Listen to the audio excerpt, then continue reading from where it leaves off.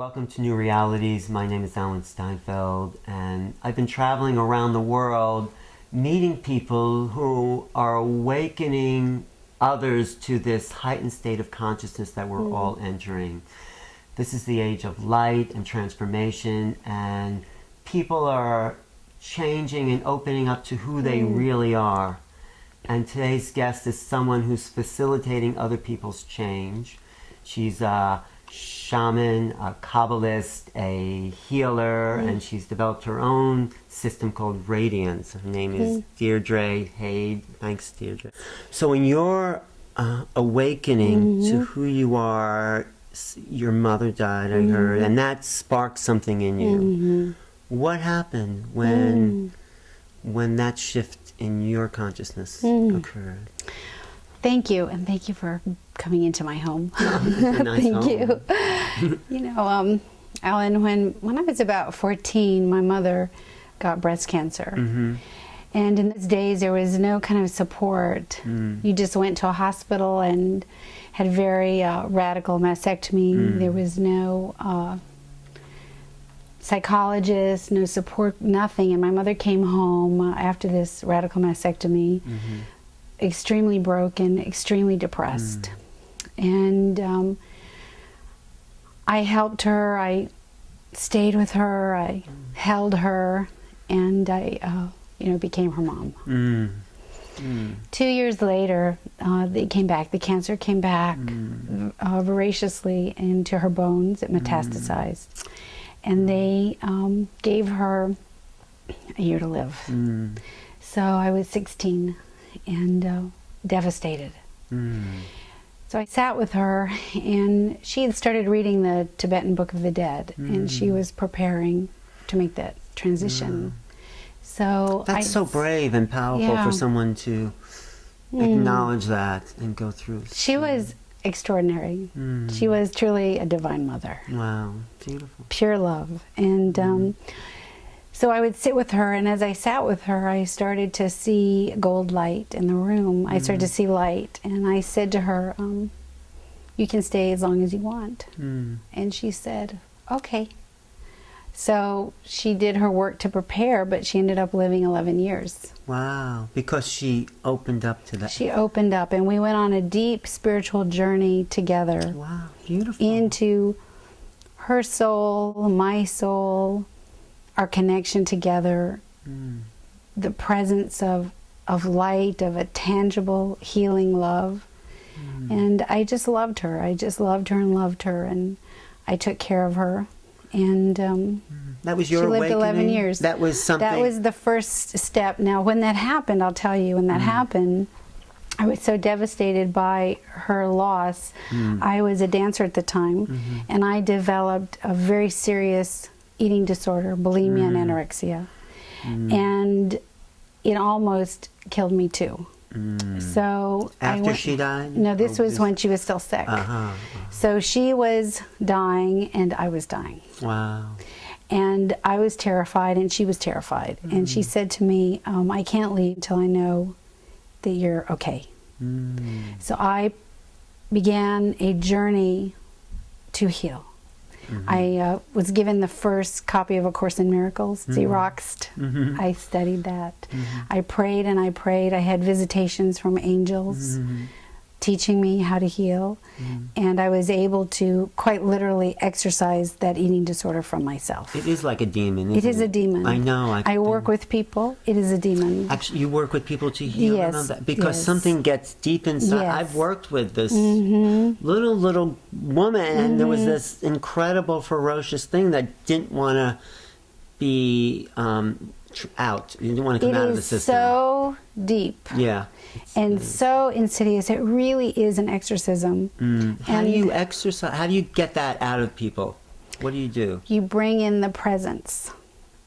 The radiance. The radiant. The presence of light, of God. Into that person's Into life. that person. And that light chases out that demon. And that's what I did. And I healed myself. And I said to my mother, I said to her, I'm healed now. and Because you felt can this go. thing left you. It left. I locked myself in a room, Alan, for 3 weeks. I told my fiance at the time, bring me 3 meals a day and take all the knives out of the house. No, it's true. And I just did deep prayer, deep prayer, and I worked with energy, and I just lifted with the angels of light, lifted it out, and then it was just gone. It was like a miracle. Was it actually a being, like it was a being, like a grotesque looking being? That's it. And you purged it out.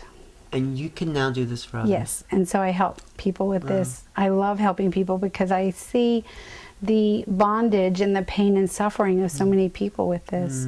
So what happened, Alan, I went back to my mother and I said, I'm healed now. And by this time she was so bedridden in the cancer that she could not move. The cancer was in every bone and her bones were like chalk. And the only thing left she could do was to draw the birds outside the window. And she would just sit with her hand and draw. And she said it brought her such joy. And she said to me, when I can no longer draw, it's time for me to go. And so right after I was healed from the bulimia, she said to me, she put her hand down and she said, it's time for me not to draw anymore. And so she, what happened is one night, she was in bed and a great light filled the room and I was sat by her every day. And the nurse didn't come, no one came, I was alone with her. And I felt her, she was laying in bed and she called my name. And she had been going in and out of consciousness. But she became very lucid and she called my name and I came over and I sat by her. And when I looked at her, her face started to change. And she looked very young. And I saw many faces. I saw Native American. I saw Indian. I saw Celtic. Her face just changed and I looked at her and I said, I know who you are. You're a priestess. You're a medicine woman. I said, but no one can see you in this life. No one knew who you are. I said, but I see you.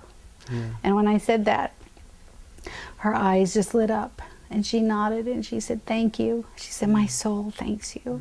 And I said, I'll never forget this. And that lineage of being the divine feminine, he said, we're going to bring that. We're going to carry that on, even though in your life, being in the 50s, the 60s, you couldn't live that life.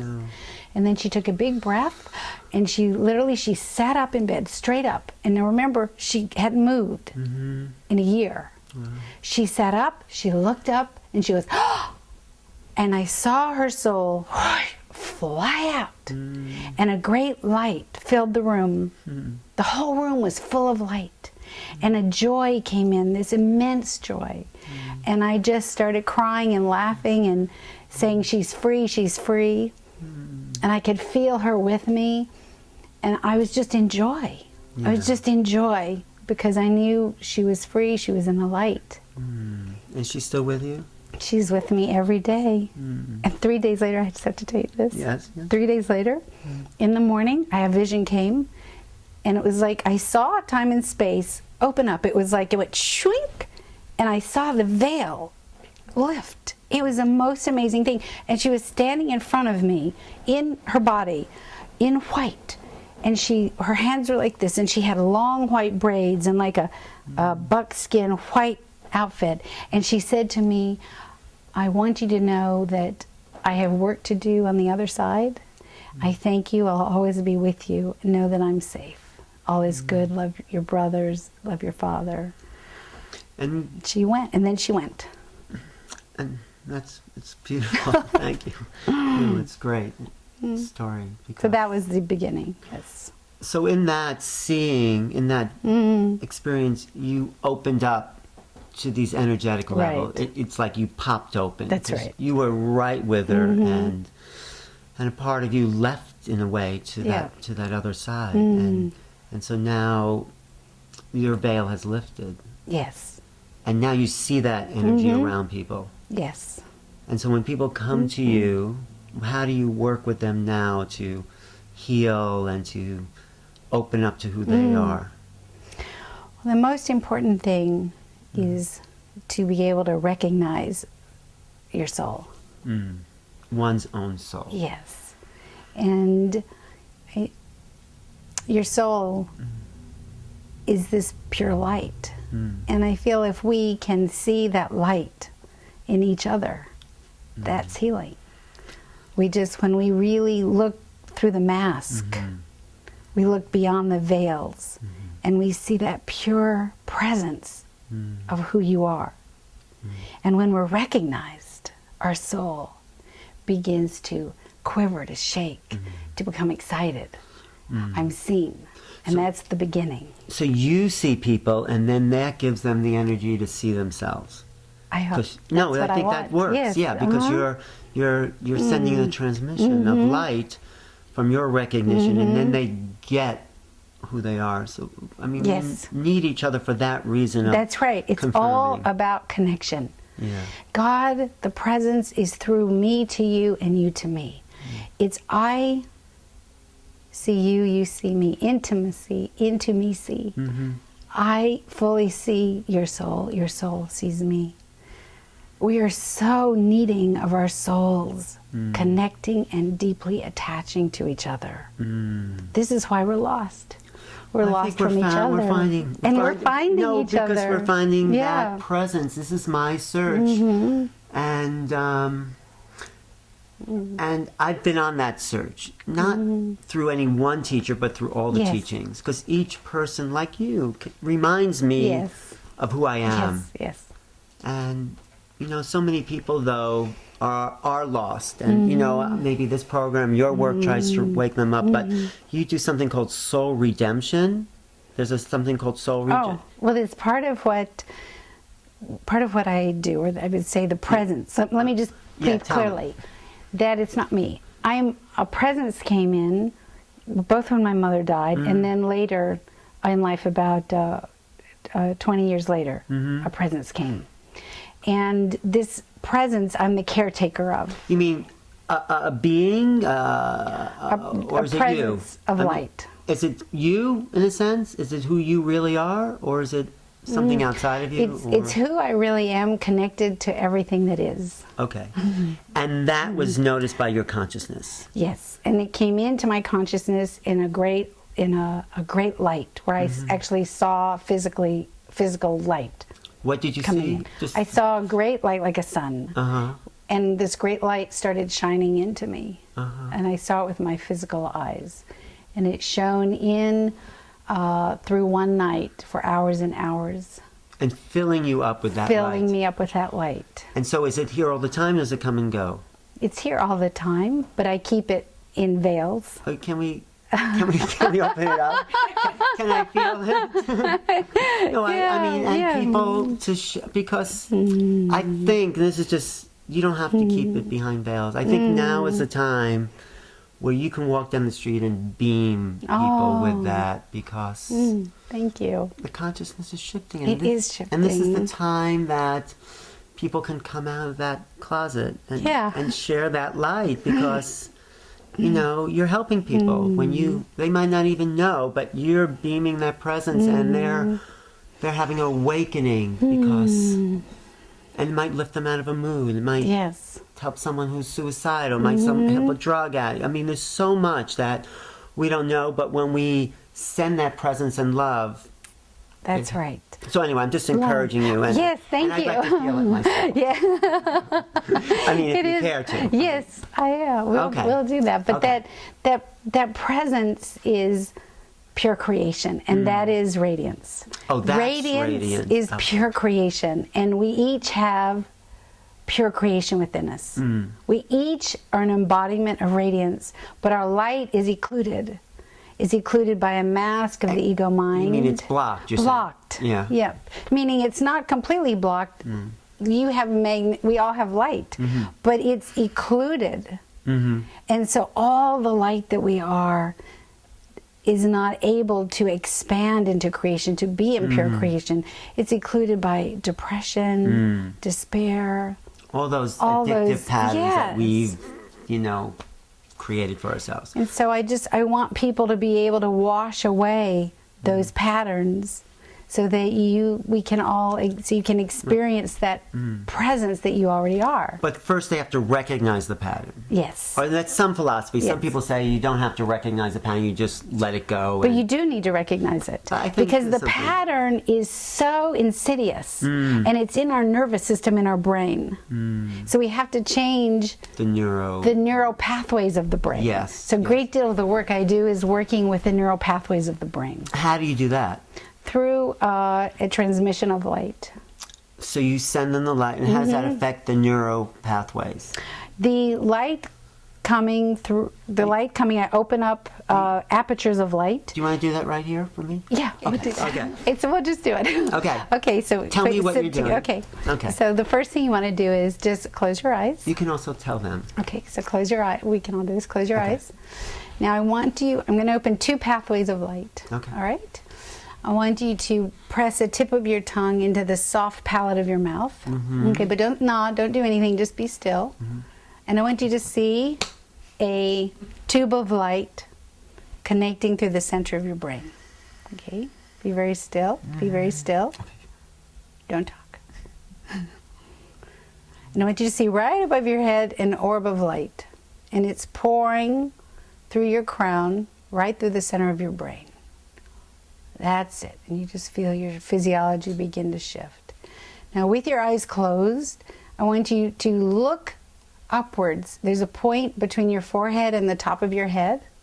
And I'm going to extend my finger out about 10 inches. And there's an aperture of light. This is the eye of your soul, Tov. I'm going to open this aperture. I want you to look up. It's like the tip of a unicorn's horn and really see the light. You're going to see a ring of light. There we go. Now focus on that light. Keep looking, keep looking. And now your frontal lobe of your brain is opening. The upper regions of your left hemisphere and right hemisphere. Keep looking, keep looking. That's it. Now the aperture's open. Now relax your eyes, relax your tongue. And now let the light enter the frontal lobe of your brain. There we go. There we go.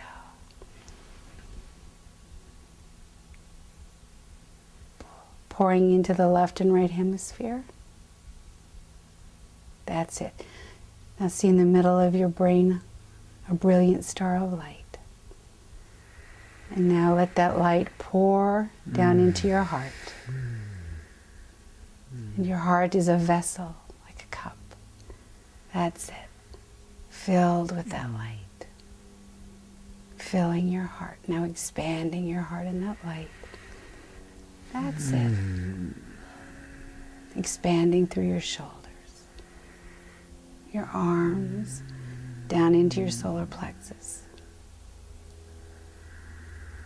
Pelvis. Down. That's it. Now expand that light till you're just inside of an orb of golden light. And that light's just expanding and hovering in blankets of golden light. And that light is holding you and containing you. You're safe. Safe. And you are pure radiance. You are pure light. This is who you are. Well. Yeah. Okay. Just want to stay in that place a little longer. Yeah. I mean, I can keep it with me. Yes, you can keep it with you. And we can connect with this any time of the day. Sitting on the bus. The idea is to actually be that, you know. To be that. To be that. That's right. And so that experience, we tap into the light, we tether, we yoke to the light. We're meant to yoke to the light to keep our soul connected, because this world is this world of separation is always pulling us. That's distraction, pulling us out of that light of who we are. So we want to keep the practice of yoking to that light, remembering it. Yeah. And so then we pull it in, but then to give it away, to expand. See? I like it. No, it spaced me out a little bit. I mean, it's I mean, I don't need to go back to the personality. I feel Right. like there's something that wants to, but there's this other place that is just so beyond. That's right. That It's so, personality. that's right. And that beyondness of personality is the absolute of who we are. That's when our mask drops. And when we really touch into that light, we do feel a bit dizzy. The dizziness is from the ego mind that's going, where am I? What am I doing? What happened? Right, and I don't need to go there. Even like wanting to ask questions. Sorry, baby. Even wanting to ask questions is going back to a place that wants to know something that I'm That's not. right. Because what the experience of who we are is just being the mystery. Yeah. And so our mind tries to qualify it, quantify it, count it, add it, subtract it, understand it. And that's all okay. But we'll never understand it because it is the mystery. Because we are it. That's we right. Are, we are That's the right. thing that we're trying to understand. That's so, right. So that's your message. That's who That's you it. are. That's what you're giving people, the radiance. Yes. And so. Let's feel that. Yeah. Yeah. And then your personality, though, is it still have stuff to work through, or do you? Oh, yes. It does. So you're You know, what happens is that when we go through awakening, and what I want to share with people is that we go through awakening in steps, Alan. Yeah, we go through awakening in steps. We are all in a period now of awakening. There's what I call the great light. The great light is coming, is here. And we all feel it. It is murmuring, it is singing, it's dancing, it's also pouring in. I have people all day, every day, coming to me going, why do I feel this way? Something's changing. I don't know what it is. I don't understand it. The way I used to be doesn't work anymore. Right. But I don't know who I am if I'm not that. So what I want to share is a step, is a pathway as you wake up, because we're all waking up. These are some of the pitfalls you'll run into. This is how we can help you move into your awakening, because you were meant to be awakened. The frontal lobe of the brain, the seat of awakening, is already prepared for us to enter, and that's what's happening now. And so through simple understandings of ourself, understandings of the path of what happens, meditations on light, we can be supported and cared for.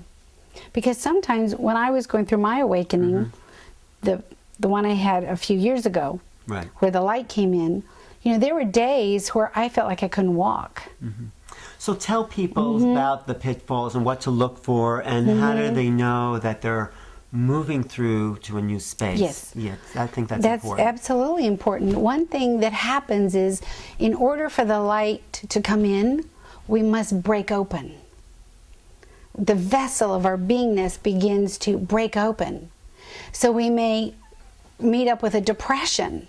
We may meet up with a despair or a feeling of being lost. So that stuff would come up for us. Yes. As we get clear, because it's in there. That's right. It's in the vessel, and we're just kind of scrubbing it That's out. right. And so it's there, but so not to take it seriously. That's right. Well, what we do with that, let's say you have this period of depression.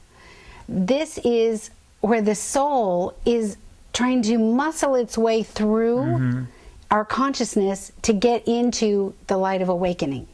So what we can help with that are meditations with light, connecting into the presence within.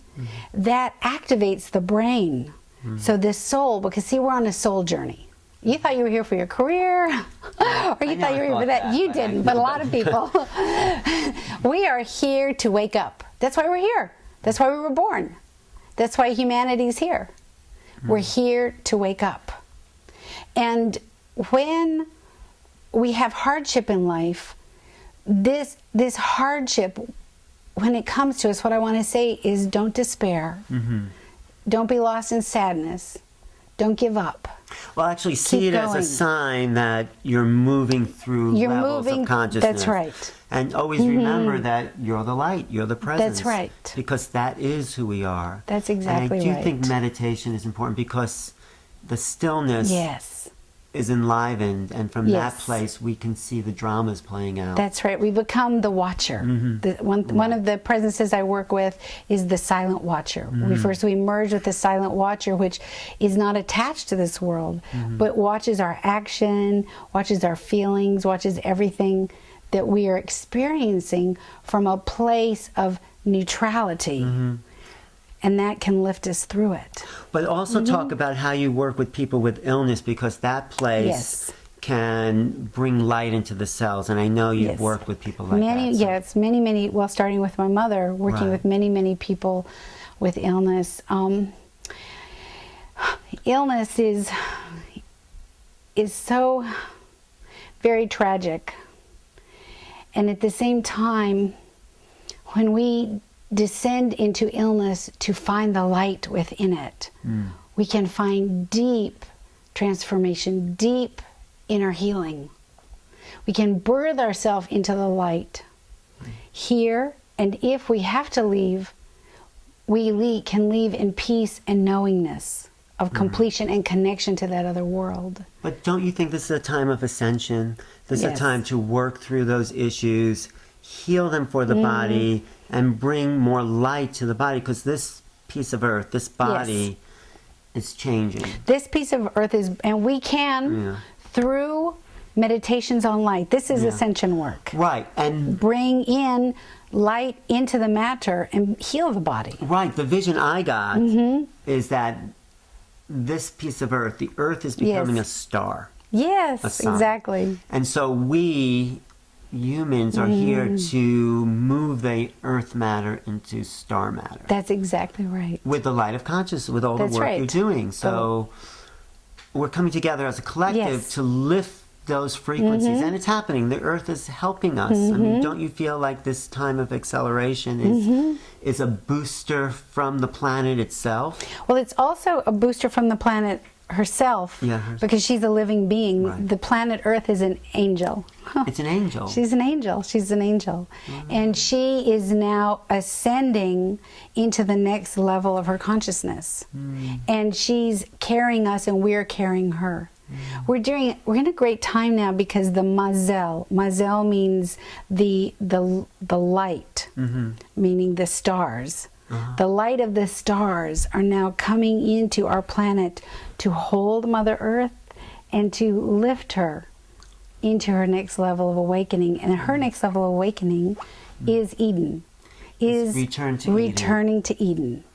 That so is it. The earth has come full circle in her own cycle, And in a it's sense. and because we have dominion in this world, Alan, we are the caretakers of Mother Earth, of this angel. We are her angels. And this You piece must of remember. earth being our bodies, you know, Yes. this is just an extension of the ground. That's exactly right.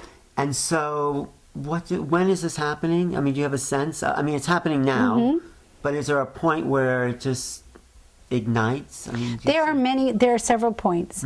There's a point in 2011 leading to 2012, but then the next point is 2020. That is really the major shift. And what does that look like? What actually will happen on the planet? Well, you know, because we're in the mystery, I can't tell you what will happen. Right, because it hasn't happened It yet. hasn't. But the potential in 2020, the potential, but it's up to us. Well, It's tell our me, choice. what's our potential? Yeah, our potential is to move into an age of enlightenment. Into an age of enlightenment where people are conscious, awake, in goodness, kindness, mercy, care, compassion. We're living from that soul experience. Yes. And I think more and more of us are doing that. Yes. And it's to remind us. So that's why Yes. I do the program, because I want to meet people. Thank you. Yeah, Thank you. to remind me, and I can remind them, and then other people can connect. That's what it's all about, that connection, because this world here, this is our world. We have dominion here. We have free will. So this is why it's so important that we look within ourselves. We find the parts of ourselves which are goodness and kindness and mercy, and we find the parts of ourselves that are not so good. Not so good. Well, you know, that we have judgment about. That's right. And so when we make those choices of goodness, that's when our soul begins to expand. That's when we're in the radiance of our soul. Right. When we see other people are having a bad day. Maybe they're in anger. Maybe they're out of sorts. What we're being asked to do is to judge favorably. We judge, but we judge favorably, and we come from a place of understanding. If we can, if they're not like in our space, in our face. Well, if they're in our space, we want to move out of the way. But, you know, that's the difficult part, I think, for people who want to be spiritual, and then someone comes in there, you know, Ram Dass says, if you think you're enlightened, spend a week with your parents. And then, right. I have 2 kids. Right, so that's about the same. So that's the test. That's like, so how do you deal with that part that pushes our buttons? I mean, I know it's to be the observer, but then they're right in there.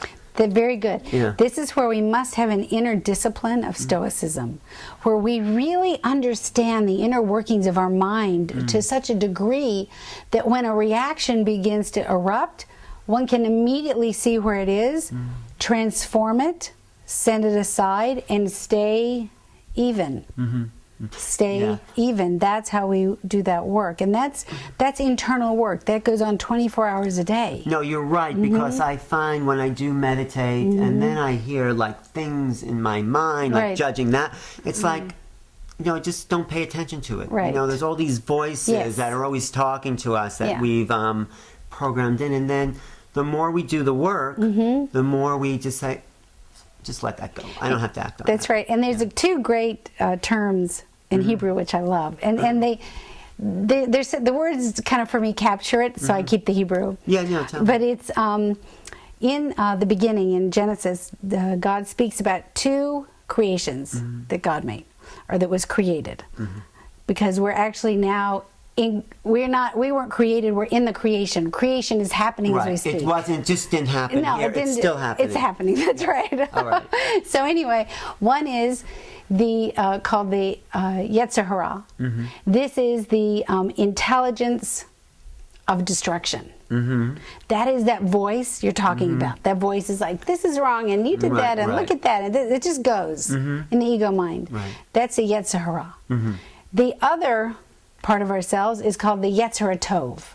The Yetzer Tov is pure creation, pure goodness, kindness, compassion, mercy. That's our soul. And inspiration. Inspiration, and the ongoing creative act of bringing in something new. That's right. So within us, we have this internal friction that causes an inner friction inside of all of us. This is why we don't have peace. The two voices. Yeah. The Yetzer Hara, which is it's destruction. His job is to occlude. Remember I said occlude earlier, this light of the soul.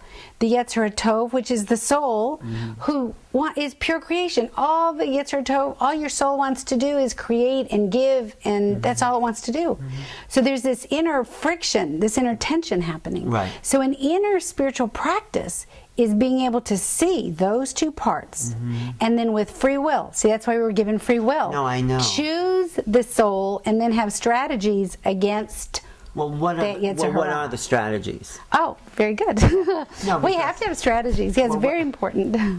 How would someone, I mean, I know the silence, the meditation, the stillness, so what would be another strategy? Well, this is very important you brought this up, because we can have wonderful meditations and see lots of light and feel great, walk out the door, somebody bumps us the wrong way, we explode. Exactly. So the question is, and what my work is really about, how do we translate that experience of unification with the presence into our everyday life, into, I'm having a bad day, the dog is tearing up the furniture, the kids, how do we translate that into our everyday life?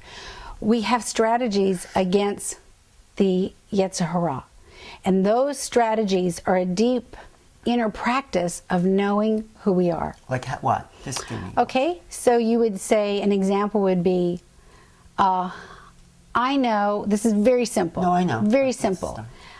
I know that if I don't get enough sleep, I have a shorter trigger. Right. So part of my spiritual practice is I get enough sleep. That's simple. No, But that's good. But yeah. that's a strategy so that the Yetzer Hara can take over. But let's say that I went 4 days, I didn't get enough sleep. And I know I'm a bit fractured. I watch myself like a hawk. I watch myself like a hawk. And when I feel reaction come up, Right. I take a deep breath. I go into that internal, we only did one step. Right. We didn't go into the internal dimensions. I go into the internal dimensions of my soul, into a temple of light or in the garden of light, and I breathe there until it just passes through me. And then I speak.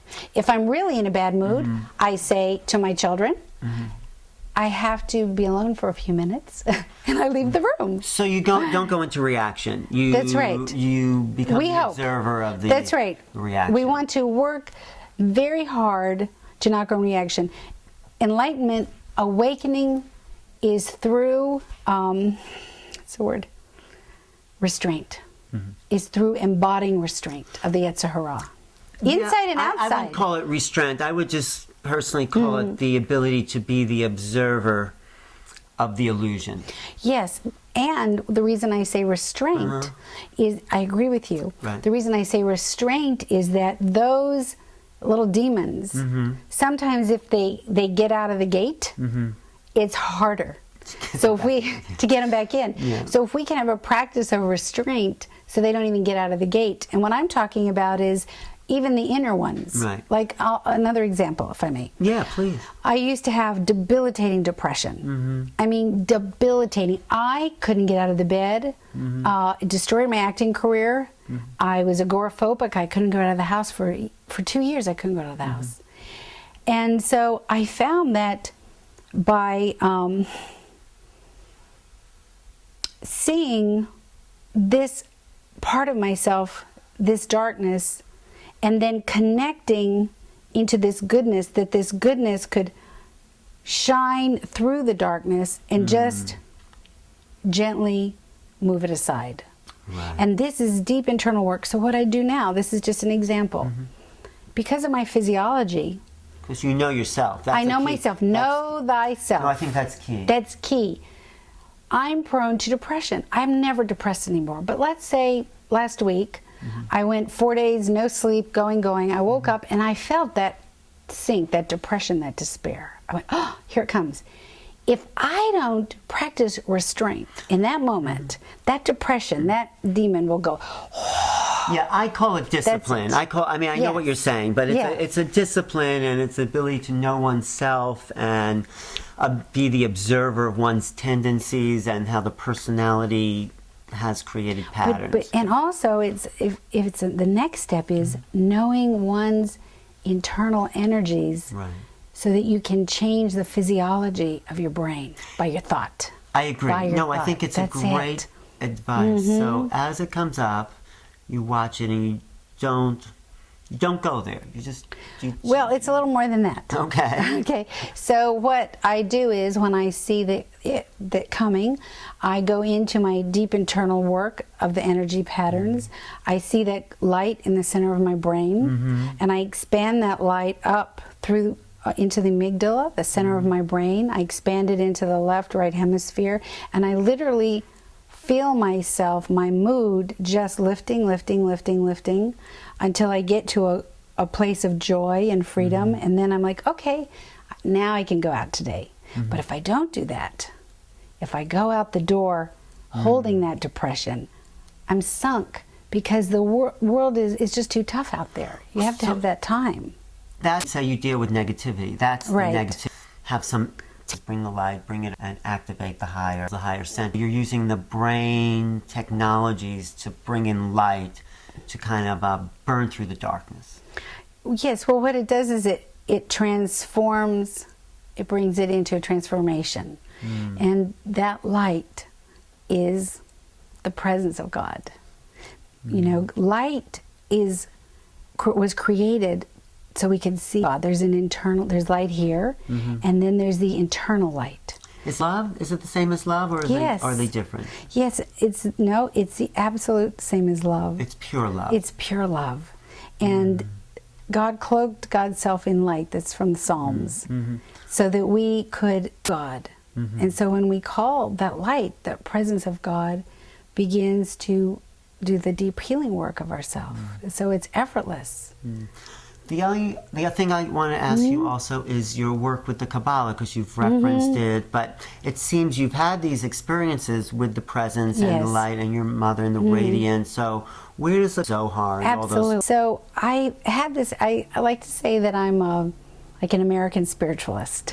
That's good, I am too. I am, yeah. We all are here. This is where the melting pot of America, and our spiritual path is the melting path of America. Right, we're taking all the best from all the great traditions of the world, and we're integrating them into a new spirituality. That's really what New Realities and this program is about. That's what it's all about. It's creating a new spiritual tradition from the ashes of everything else. Everything else. And all the good stuff, and, you know, and letting go of the other. Exactly. So in reference to the Kabbalah, so once I was moving into awakening, now this is what will happen, I want to say this is really important. Yeah.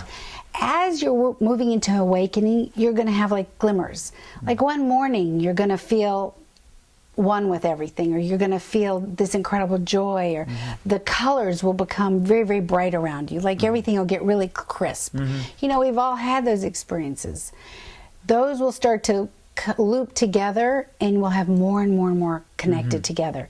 With those will be some dark times. And those dark times is when we need to connect into God to hold us, and the angels to support us. So when I was going through this time of I would say unfoldment throughout my whole life, in deep meditation, I started to begin to receive information about moving through universes of light, moving through consciousness. And angels would come in visions and take me through these universes, and I would go into these altered states of transcendence that I'd never experienced. Beautiful. Yeah. So I thought I discovered, you know, like a new fruit, and I was so excited. I was like, wow, look at this, look at this. And then as I started teaching it and working with it in myself, and then I was shown a piece of Kabbalah literature from the Zohar, talking about the inner orchards of light, the gardens of light. And I went, oh my gosh, Kabbalah. Kabbalah means divine truth, just a descending of divine truth. So me, coming from a family of scientists, my whole family were scientists. Were they Jewish? No, not Jewish. No, I said, okay, I think I need to study this. And so I began to study Kabbalah and it was like more apertures of information open. So I studied the tree of life. I work with the tree of life and the chakra system. On the body. On the body. And by opening, the tree of life, is the tree of life, these are made of Sephiroth, 10 Sephiroth. These Sephiroth, individually Sephiroth, are universes of consciousness that go all the way into the beginning of time and all the way through the end of time. They're openings and apertures into the one of creation. So I began studying the tree of life and going through guided meditations in the tree of life. When I started doing that on my own is when I went into that expanded oneness and the light came. And I will say I went and I, joined a synagogue and did you convert? No. I converted. You converted to Judaism, really? And did that change? Because people say when people convert, their soul is changed. Did you feel, or did you just make you more of who you are? It made me more of who I am because I feel my experience is that of being universal. Right. But when I became Jewish, it was like I collected another part of myself that had been lost. And I folded that into myself. It was a deeply personal experience. Well, when you talk about the Kabbalah, your energy field changes. It broadens out. Because that's right. Because that's my beloved. The Kabbalah is my beloved. So the Kabbalah is really a tool that handed down to help this awakening. Yes, and I truly believe that the reason it's coming into the world now is that it's so powerful. It was kept in secret for a reason, and now it's coming into the world. This information to facilitate our awakening, that we understand the tree of life within us. We understand how these universes of consciousness, we can expand into them and expand our consciousness vastly. Can we take it out of Judaism and make it a universal thing, you know, like the Kabbalah Center tried to? I mean, or does it have to be contained within a certain... I like to make things universal myself. Me too.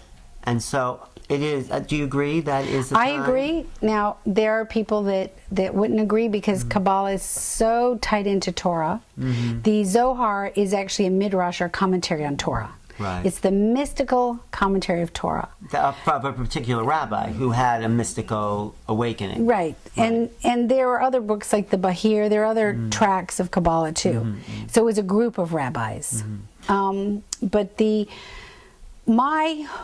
what my message is that to bring this knowledge to everyone the same way the yoga studio brings yoga to everyone. You don't have to go to India and have a guru to take you to learn yoga and have wonderful deep experiences. So my message, because of my background, is being this universal spiritualist, is I want to take this deep information I was given and then studied and bring it. Here's a path you can use. Here's some tools you can use to help facilitate your awakening of consciousness. Well, like the Tibetan teachings, you know, now the Dalai Lama is a public figure and he's bringing through the Dharma from Tibet and from Buddhism. And so all these traditions are giving us different keys and tools to a collective awakening. That's exactly it. That's right. So thank you for all that. Because, so you're working with individuals and groups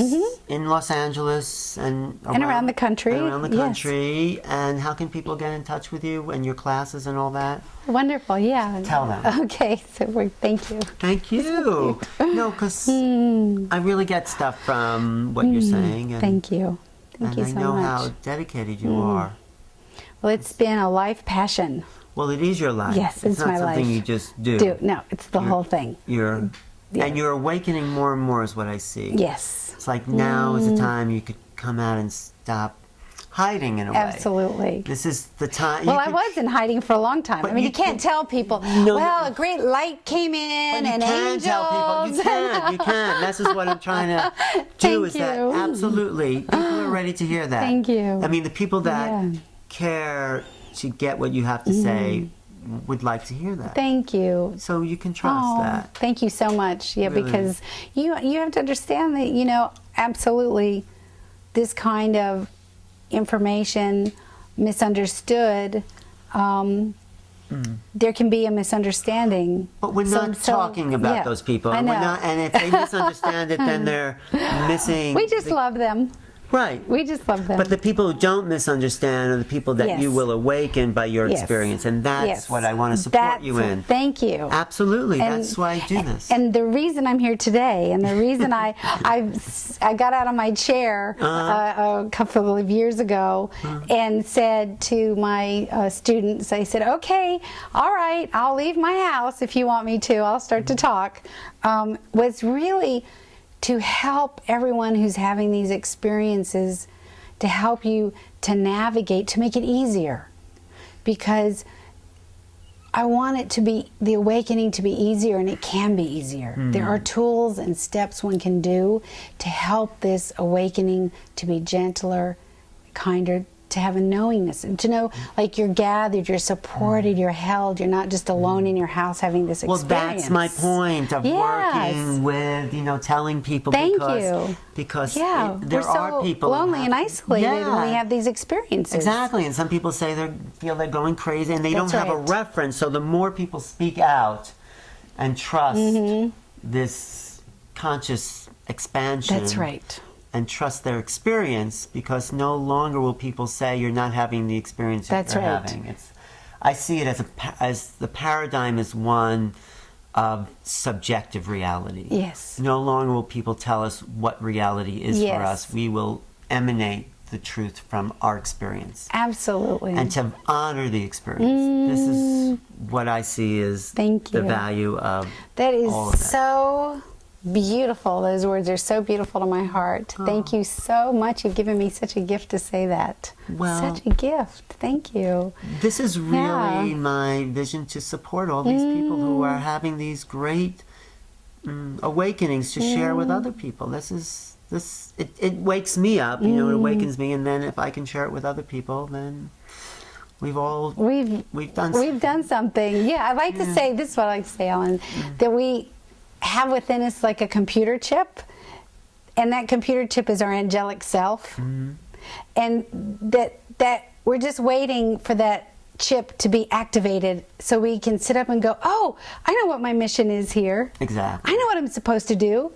And that's what I want to do. I just want to be a facilitator to go, here, wake up that chip so you know your purpose, you know your passion, you know that your mission is an angelic presence, as being the light of your soul. We do teachings, we talk about the sword of light, becoming a vessel of light.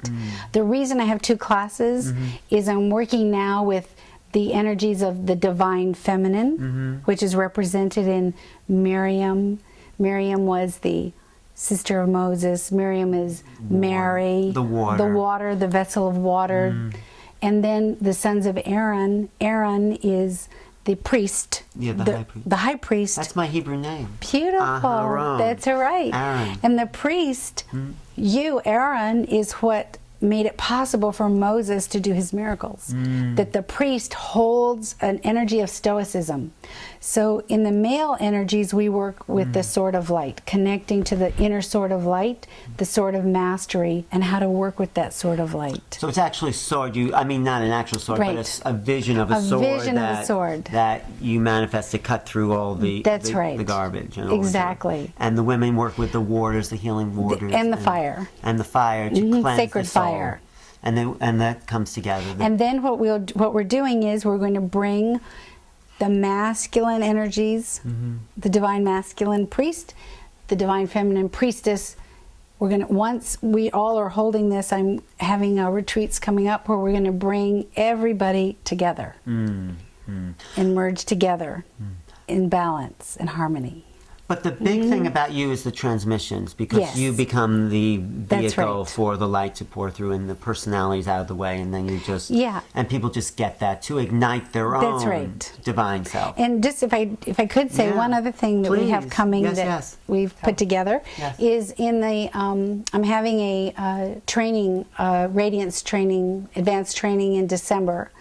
These are all my students from around the world are coming here to study how to transmit this light. And then in the spring, we're going to have a journey, a weekend journey, where it's open to everybody, and that's what we're building for, is to create a ship of light. Actually, I want to introduce you to some other people that are doing that same thing. Oh, great. I interviewed a guy named Robert Young, and there's lots of teachers that are doing similar work. So, and to find out about your journeys is your website. Absolutely.